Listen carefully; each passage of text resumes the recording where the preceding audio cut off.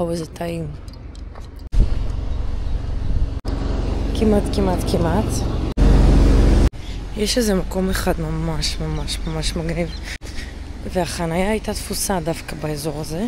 אז הייתי צריכה לחפש חניה קצת יותר רחוקה. הגענו. האמת שאת המקום שלי תפסו סבתות שעושות יוגה.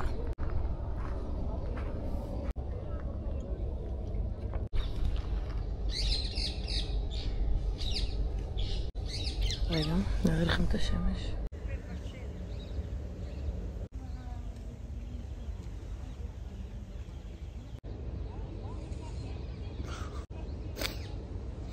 אנחנו לא מעריכים עד שפתאום אין לנו את זה.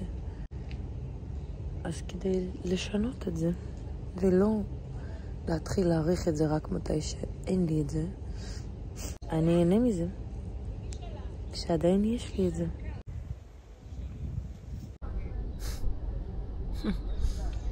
לראות את האנשים המבוגרים, מאוד מבוגרים, מדברים בבוקר עם הצחוקים שלהם ועם ממש מצחיק. אולי זה בעצם בריא לעשות ככה.